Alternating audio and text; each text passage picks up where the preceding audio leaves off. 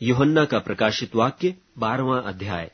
फिर स्वर्ग पर एक बड़ा चिन्ह दिखाई दिया, अर्थात एक स्त्री जो सूर्य ओढ़े हुए थी और चांद उसके पांव तले था, और उसके सिर पर 12 तारों का मुकुट था, और वह गर्भवती हुई और चिल्लाती थी, क्योंकि प्रसव की पीड़ा उसे लगी थी, और वह बच्चा जनने की पीड़ा में थी। और एक और चिन्ह स्वर्ग पर दिखाई दिया, और देखो, एक बड़ा लाल अजगर था, जिसके 7 सिर और 10 सींग थे, और उसके सिरों पर 7 राज मुकुट थे, और उसकी पूंछ ने आकाश के तारों की 1/3 को खींचकर पृथ्वी पर डाल दिया। और वह अजगर उस स्त्री के सामने जो जच्चा थी खड़ा हुआ, कि जब वह बच्चा जने तो उसके बच्चे को निगल जाए।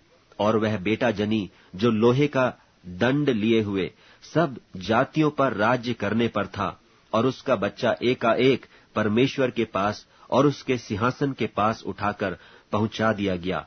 और वह स्त्री उस जंगल को भाग गई, जहां परमेश्वर की ओर से उसके लिए एक जगह तैयार की गई थी, कि वहां वह 1260 दिन तक पाली जाए।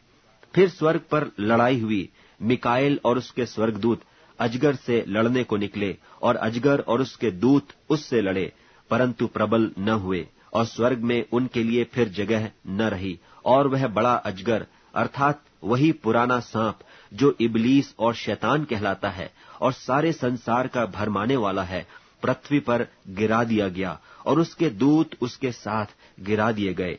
फिर मैंने स्वर्ग पर से यह बड़ा शब्द आते हुए सुना कि अब हमारे परमेश्वर का उद्धार और सामर्थ और राज्य और उसके मसीह का अधिकार प्रकट हुआ है, क्योंकि हमारे भाइयों पर दोष लगाने वाला, जो रात दिन हमारे परमेश्वर के सामने उन पर दोष लगाया करता था, गिरा दिया गया। और वे मेमने के लोहू के कारण और अपनी गवाही के वचन के कारण उस पर जयवंत हुए, और उन्होंने अपने प्राणों को प्रिय न जाना, यहाँ तक कि मृत्यु भी सह ली।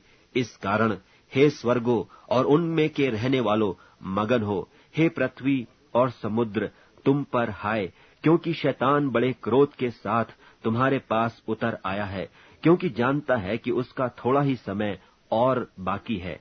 और जब अजगर ने देखा कि मैं पृथ्वी पर गिरा दिया गया हूं, तो उस स्त्री को जो बेटा जनी थी सताया, और उस स्त्री को बड़े उकाब के 2 पंख दिए गए, कि सांप के सामने से उड़कर जंगल में उस जगह पहुंच जाए, जहां वह एक समय और समयों और आधे समय तक पाली जाए।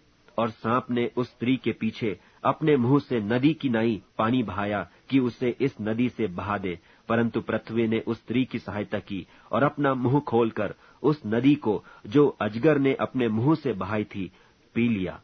और अजगर स्त्री पर क्रोधित हुआ, और उसकी शेष संतान से, जो परमेश्वर की आज्ञाओं को मानते और यीशु की गवाही देने पर स्थिर हैं, लड़ने को गया, और वह समुद्र के बालू पर जा खड़ा हुआ।